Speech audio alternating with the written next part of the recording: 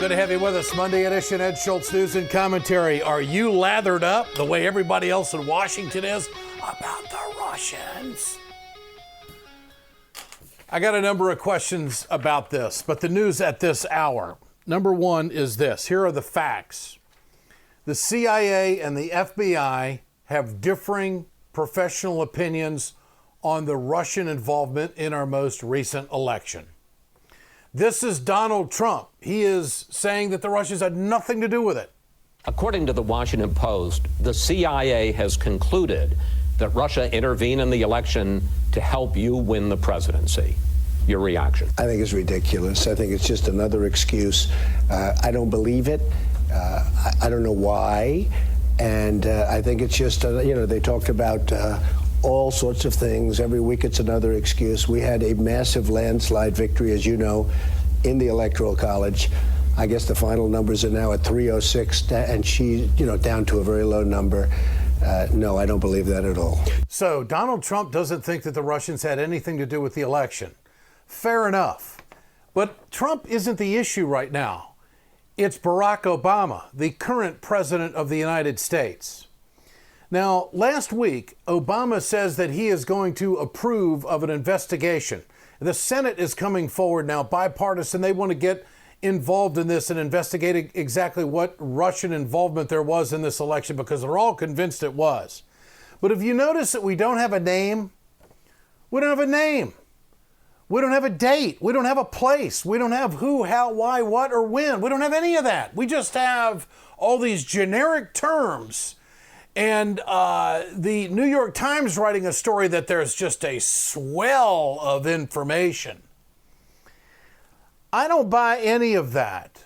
And until we have names, was it some freak in a basement in his mother's garage or something out in Oregon who was playing with a computer that was taking money from the Russians? We ought to be able to find out who this person is, wherever this person is. They're not telling us that. And isn't it interesting that the president, until he got political pressure from Capitol Hill, that he wasn't going to do anything about an investigation on just how in-depth the Russians were in this most recent election? How come? Probably because he didn't think that there was enough intel there specifically to prove that that was the fact.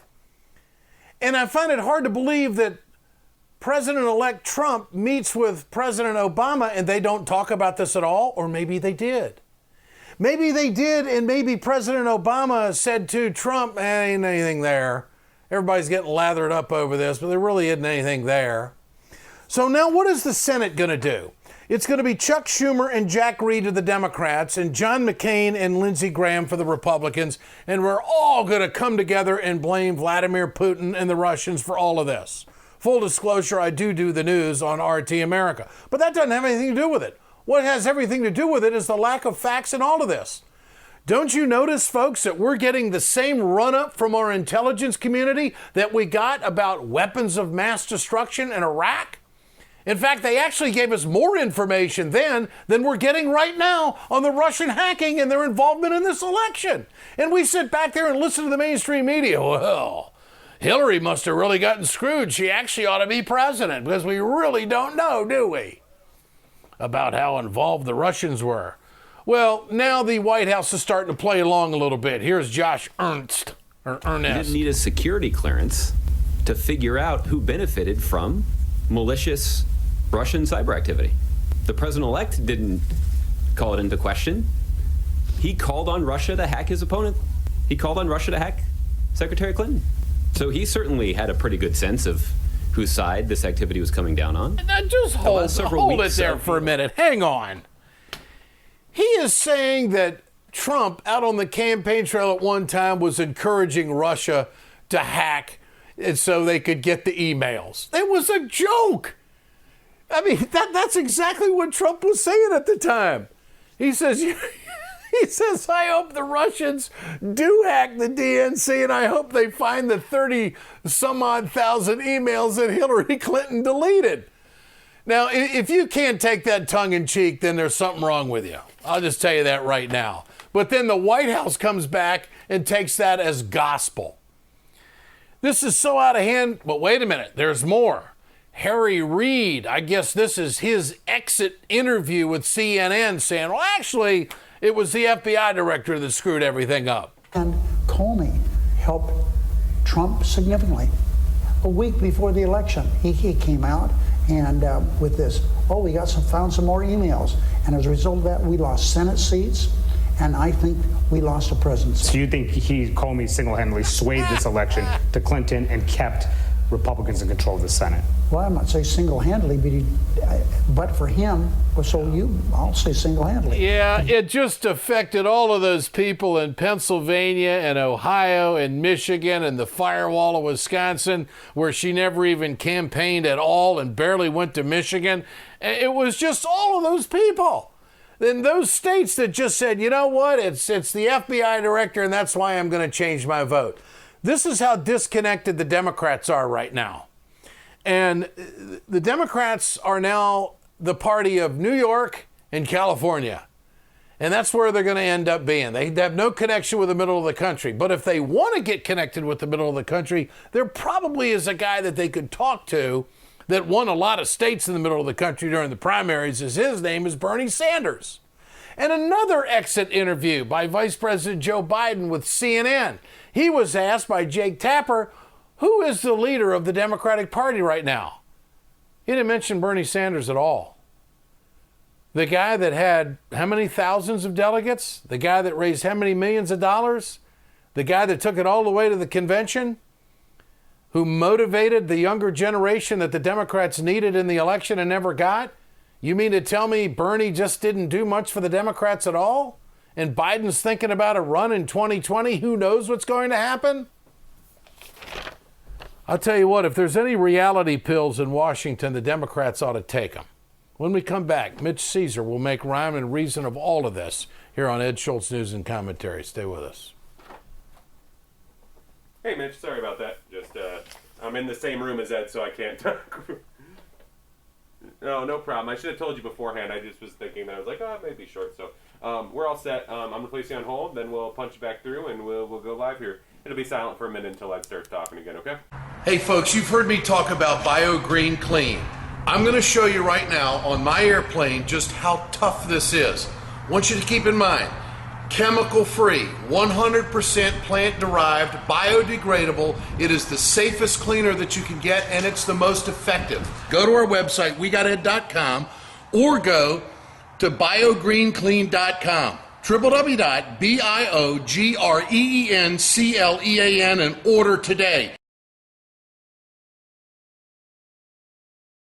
We perpetuate a culture of crime all the way from Wall Street right down to the main street in our hometowns. It's worse than it has been since FDR took control of the problem and said we can't count on industry taking care of the American labor. They probably have already engaged into some type of criminal cover-up, and the law prohibits the government from even doing anything about it. Catch America's lawyer Mike Papantonio on YouTube at youtube.com/GoLeftTV. Good to have you back with us. Ed Schultz News and Commentary. Communication Workers of America, Alliance for American Manufacturing, BioGreen Clean, and the iSafe team bring you Ed Schultz News and Commentary. Mitch Caesar joins us, DNC Executive Council member and chair of the Broward County Democrats in Florida. Mitch, good to have you with us. Hello, Ed. Good to be with you. Who's the leader of the Democratic Party right now? It's good to be with you, my friend. Thank you. I'm not sure we have one at this point. We're basically through the era of Clinton. We're through the era of Barack Obama. We're in search of a leader. I think certainly one of them is Bernie. By the same token, it'll be whoever we choose as the chair of the DNC. I think we're kind of at sea, and we're drifting a little, and we obviously have not reached the destination. Is this going to be a full-time job, you think? Or what are people saying? In talking to DNC members, we just had a meeting in Denver last weekend, a week ago last weekend, all the state chairs and vice chairs and the executive board of the DNC that I sit. I found almost no one who did not agree that it must be a full-time job. I think the challenges are great. We are out of power in both houses of Congress, out of the White House. So forget the predictions of 6 months ago. It's an absolute full-time job. It's a rebuild. Okay, you're in the rebuilding mode. Okay, what do you suggest? You must. I mean, you've been around it for decades. What are your suggestions to put this all back together? Well, I think the first thing we have to do, and you actually referenced it in the prior segment, is the fact that we have to look at the results of the election and take some lessons from it. I don't, think in hindsight that all those lessons were adhered to. I understand about the Democratic Party being of two coasts. And honestly, you were out front talking about 6 months, a year ago, 2 years ago, about the labor guy in the Midwest and about unhappiness and so forth. And you called it right. I think we have to look at how, and it has to be an economic issue, because we want to balance the interests, if we can, of those people who are either who've been treated poorly racially or economically, and there's common denominators, whether you're white or black or brown. There's not that much distinction on economic issues in the fact that some people have been left out of the economy. So I think we could appeal to our base and try to expand into those voters we lost in those blue states.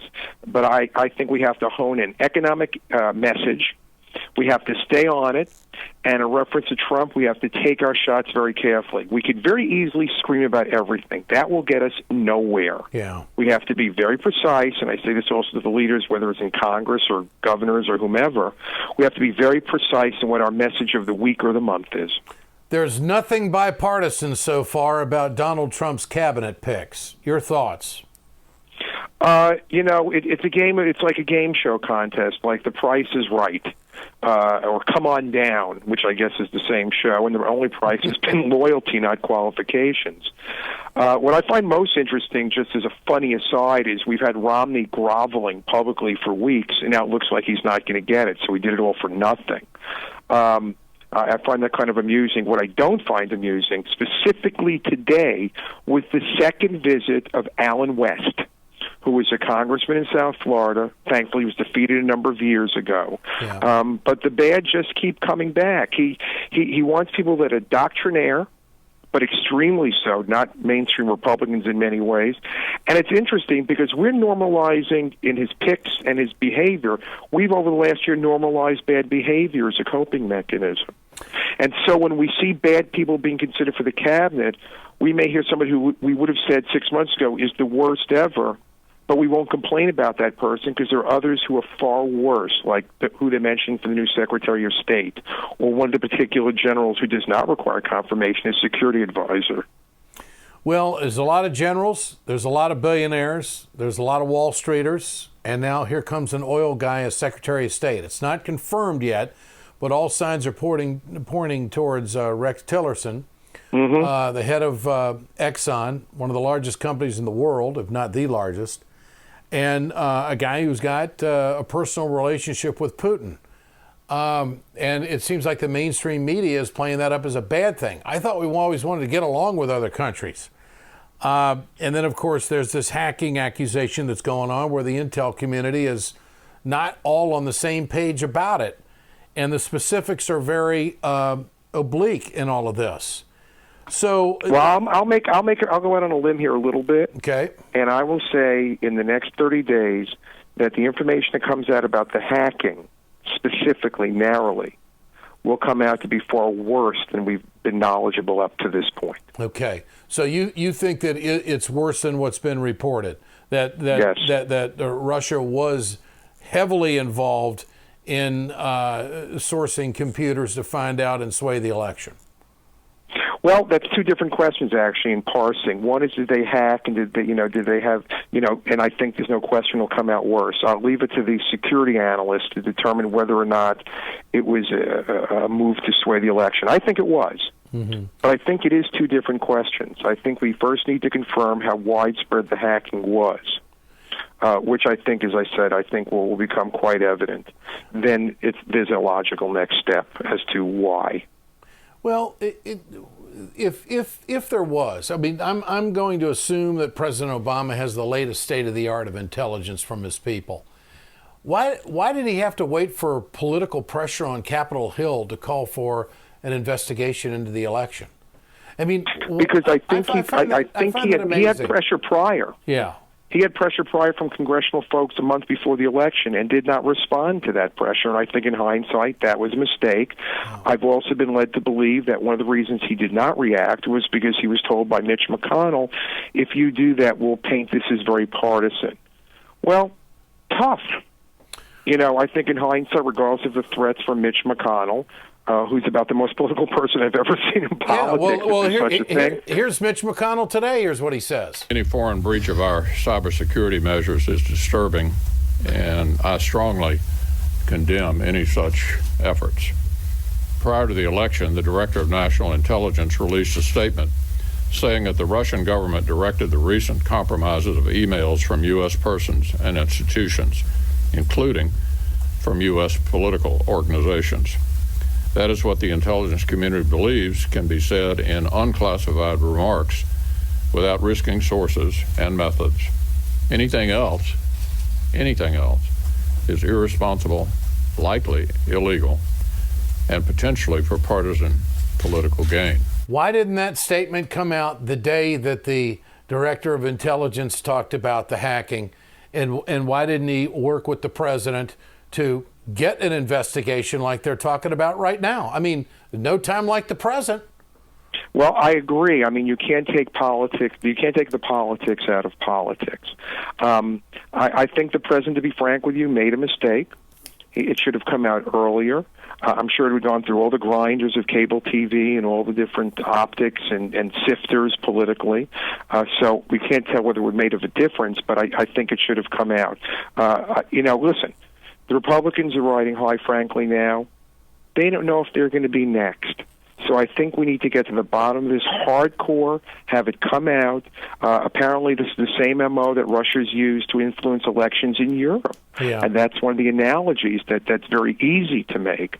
But I think, forgetting partisan politics for a minute, I think this stuff needs to come out if indeed it's true, which it looks like it is, because we were on the block this time. There's nothing not to say the Republicans won't be on the block in a year. Okay.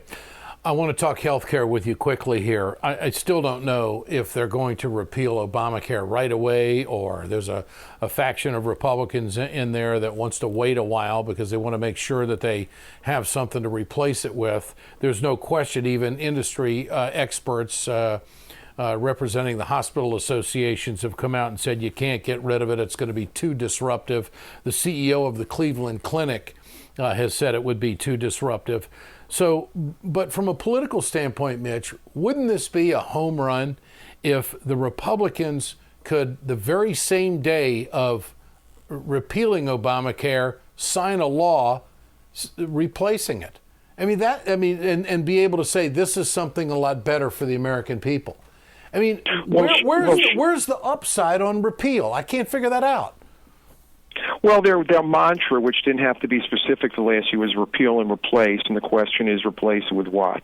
You have the two key provisions: 26-year-olds get to stay on their parents' policy, and pre-existing conditions. President-elect Trump has already said, I want to keep those two. Well, I'm sure there are a lot of people in the country who aren't thrilled with that, but they're very, very popular, and you can't gut them. The question is, if you gut the rest, how do you pay for it? The other problem is the fact that I had read an article the other day about there are contracts that still will run for another year through 2017. Those contracts have to be honored. I think that's one of the reasons why hospitals and other folks are weighing in. I think he'll keep those in. God only knows what kind of economic mechanism he uses to keep them afloat and pay for things. I don't think that I don't think the whole thing's ever going away totally. I think there'll be a disaster, and I don't think Trump has even indicated he wants to. He's flipped since he got elected on probably about half the things he said during the campaign. Well, before I let you go, let's go back to the DNC. Who do you think should lead the DNC? Have you come to rhyme or reason as to who you would support? I've not made a commitment. We were in Denver last weekend listening to all the folks running, and everybody made nice presentations, but I would have to say the overwhelming majority of the DNC, and I'll say at least, I'm being conservative, and I've talked to people all over the country in the last week, including during that time in Denver, I'd say at least 80% of the DNC is uncommitted at this point. We're still getting over the shock of the loss. Yeah. And I think people want to be very deliberative. and wait to see if other folks get in or not. But I think generally, I think they want to wait because this thing is still almost 3 months away. And we're talking about someone who will be, if not the leader of the Democratic Party for the next 4 years, one of the handful. Great to have you with us, Mitch Caesar. Always a pleasure. Thanks so much. Thank you, sir. You bet. DNC Executive Council member Mitch Caesar, and also the chair of the Broward County Democrats in Florida. This is Ed Schultz News and Commentary. Communication Workers of America, Alliance for American Manufacturing, BioGreen Clean, and the iSave team bringing this production. We're back tomorrow.